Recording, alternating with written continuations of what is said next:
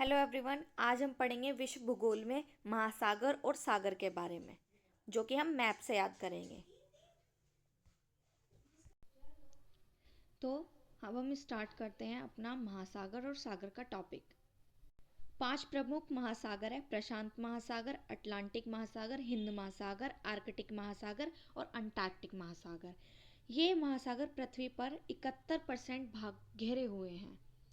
ठीक है, ताकि हमें पता लगे कि कैसे कैसे महासागर है, इसलिए मैंने इसमें मैप भी ऐड कर दिया। तो हम पहले प्रशांत महासागर के बारे में पढ़ेंगे।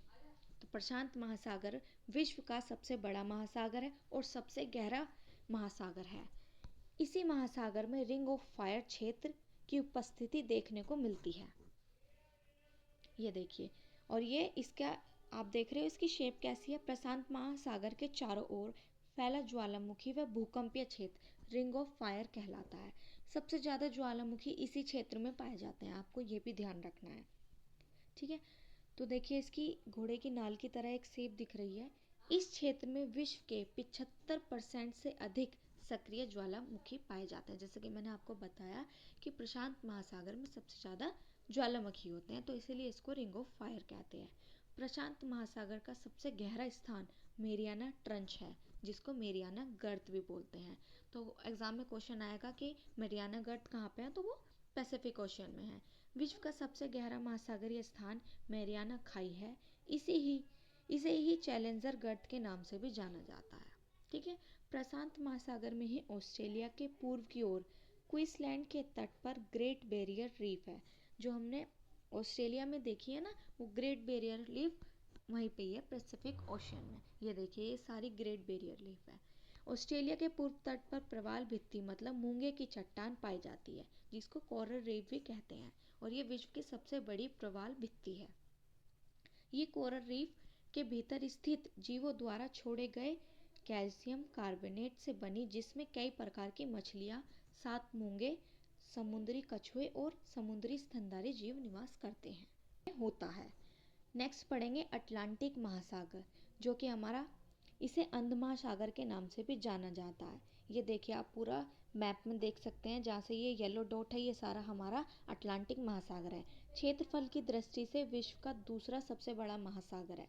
अटलांटिक महासागर का सबसे गहरा गर्त है प्यूटोरिक गर्त, जो कि हमने प्रशांत महासागर में सबसे गहरा गर्त पढ़ा था, और ये अटलांटिक महासागर का सबसे गहरा गर्त है।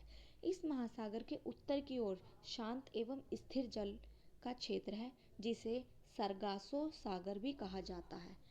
ठीक है, और ये देखिए मैं सारे ही पिक्चर का इस्तेमाल कर रही हूँ ताकि आपको अच्छे से समझ आए।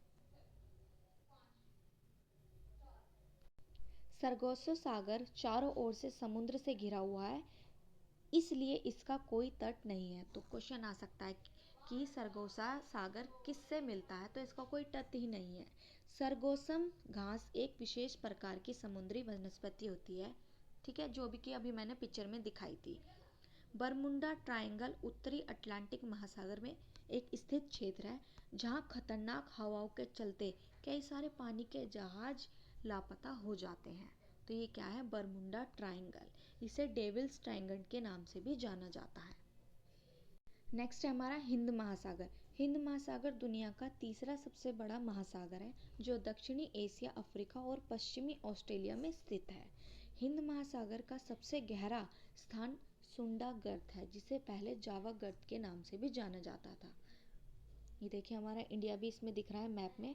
अब हम पढ़ेंगे आर्कटिक महासागर। दुनिया का सबसे छोटा महासागर है, जो पृथ्वी की उत्तरी गोलार्ध में स्थित है, जिसका ज़्यादातर विस्तार उत्तरी ध्रुव के आसपास होता है।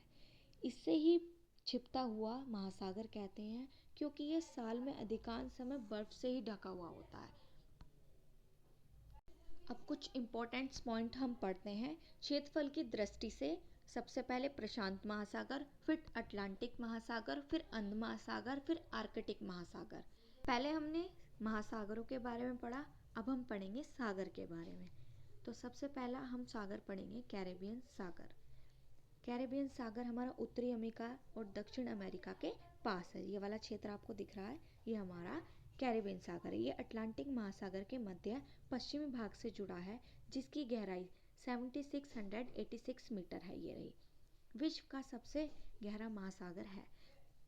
महासागर तो प्रशांत महासागर है और सबसे गहरा सागर है वो कैरेबियन सी है ये।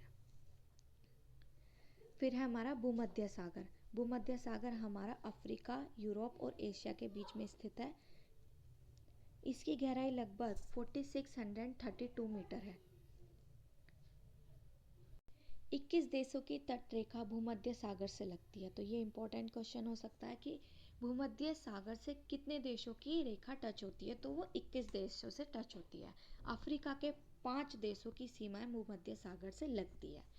तो क्योंकि ये हमारा इधर अफ्रीका है तो इसके 5 देशों की, तो हम इसके बारे में पढ़ते हैं। ये जो हमारा है ये है हमारा भूमध्य सागर। तो 5 देशों की सीमा इससे लगती है। पहला मोरक्को, टूनेशिया, अल्जीरिया, लीबिया और इजिप्ट। देखिए, चाड और सूडान बिल्कुल भी भूमध्य सागर को टच नहीं करता। एग्जामिनर कंफ्यूज करने के लिए ये दोनों देगा, तो हमको ये याद रखना है। अब हम पढ़ेंगे काला सागर के बारे में। तो काला सागर हमारा यूरोप में स्थित है, जिसकी अधिकतम गहराई 2212 किलोमीटर है। काला सागर से 6 देशों की सीमाएं लगती है। यह हमारा काला सागर है, जिसमें कि यूक्रेन, रूस, जॉर्जिया, टर्की, बुल्गारिया और रोमानिया। ये यहाँ से क्वेश्चन बहुत पूछा जाता है कि काला सागर से कितने देश टच करते हैं, या फिर कौन कौन से देश टच करते हैं, या फिर कौन सा देश टच नहीं करता। ये भी हमको याद रखना है। अब हम तो मृत सागर हमारा जॉर्डन और इजराइल के बीच में स्थित है। ये रहा हमारा इजराइल और ये रहा जॉर्डन। अधिकतम गहराई 300 मीटर है। ध्यान रखिएगा, वान झील के बाद सबसे अधिक लवणता मृत सागर में ही पाई जाती है। वान झील की लवणता 330% है और मृत सागर की लवणता 208 है। हमारा कैस्पियन सागर बड़ी खारे पानी की झील है, जिसमें 5 देश की सीमाएं लगती हैं। पहला है कजाकिस्तान, तुर्कमेनिस्तान, ईरान, अजरबैजान और रशिया। ये 5 देश कैस्पियन सागर से लगते हैं।